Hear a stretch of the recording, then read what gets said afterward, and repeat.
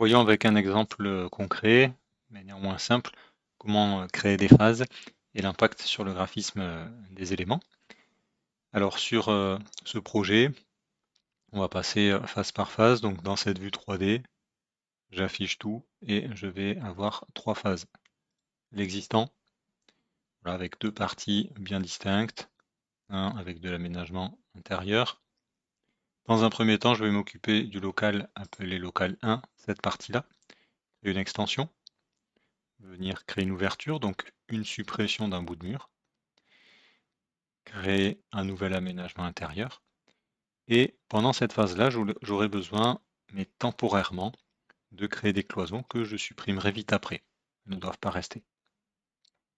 Une fois que j'ai terminé cette première partie de travaux, je vais venir m'occuper du deuxième local, supprimer l'aménagement existant, créer une ouverture entre les deux volumes et créer ces nouvelles cloisons.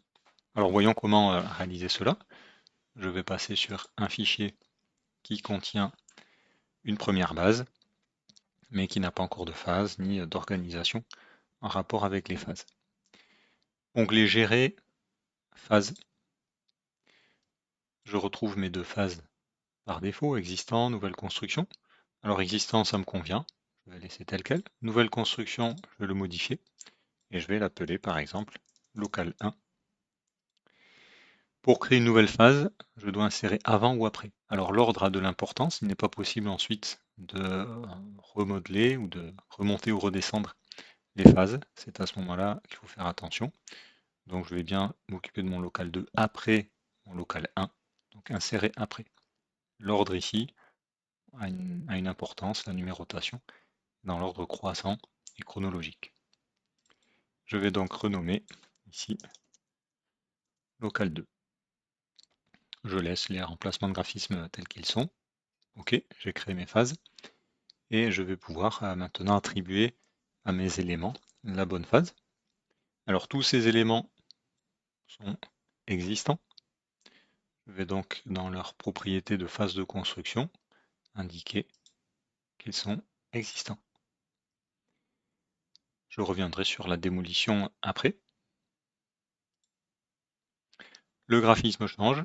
Pour rappel, c'est lié à la phase de la vue, la propriété de phase de la vue qui est à local 1, donc qui est après existant. Si je reviens sur existant, je vois bien l'affichage des éléments par catégorie, sinon il y a un remplacement de graphisme pour me montrer que je suis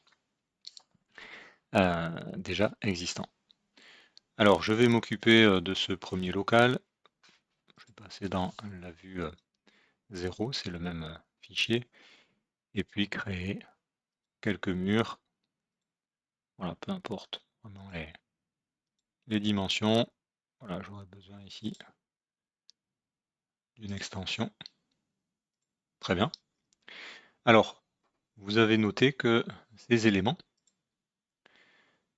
ont été mis automatiquement dans la phase de création local 1. En effet, si je regarde les propriétés de ma vue, je suis dans la phase local 1. Les éléments prennent donc cette propriété. Ça me convient. Si je voulais changer, évidemment, je peux les sélectionner et leur attribuer la bonne propriété. Alors, toujours dans cette phase, j'aurai besoin de communiquer entre ces deux parties. Je vais mettre une porte, ça sera très bien, comme ça.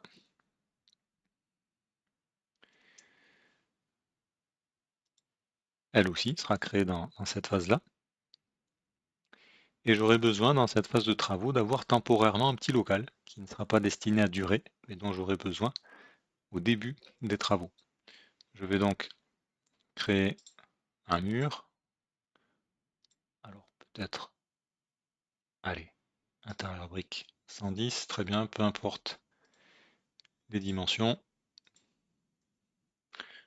On va mettre une porte. Voilà, très bien. Ces éléments sont bien créés lors de la phase, lorsque je m'occupe du local 1. Mais ils ne sont pas destinés à durer. Et dans cette phase de travaux, je vais aussi les démolir. Donc je vais préciser qu'ils doivent être démolis dans cette même phase de travaux. Voilà. Ce sont des éléments temporaires. Et au lieu de ces cloisons, je vais avoir besoin, par exemple, allez, d'un local ici, qui lui sera définitif. Donc, phase de création locale 1 et pas de phase de démolition. Je m'occupe maintenant de ma deuxième phase. Alors pour marquer la démolition, je peux, comme on l'a fait jusqu'à maintenant, sélectionner, indiquer une phase de démolition. Je peux aussi, alors je vais venir sur la bonne phase, lorsque je m'occupe du local 2, vous voyez qu'entre-temps, ça a bien pris les modifications, sur tout ce qui a déjà été fait quand je passe à cette phase locale 2. Et je pourrais sélectionner mes éléments, je peux aussi, et dans modifier, utiliser cet outil démolir. Voilà, et je vais marquer les éléments que je veux démolir. Voilà, donc pendant cette phase, je vais les démolir. Je les sélectionne et vous voyez que il a bien pris la phase de démolition locale 2 grâce à l'utilisation de cet outil. Très bien. Je vais aussi faire une ouverture. Alors, je ne sais pas. Je vais regarder dans mes familles. J'ai peut-être déjà... Oui, voilà, je l'avais ouvert. Impeccable. Ouverture porte. Eh bien voilà, on va mettre une ouverture dans cette phase. Très bien, peu importe les dimensions. Alors, je reviens sur ma vue 3D. Et je vais vérifier que tout est OK. Existant, c'est bien ce que j'ai. Je vais m'occuper de mon premier volume. Je crée donc ces éléments, ceux qui sont destinés à rester et ceux qui ne sont que temporaires. Impeccable. Et lorsque je m'occupe de mon local 2, tout est existant, tout est en ordre ici. Et je vais venir démolir des éléments et ouvrir ici mon mur.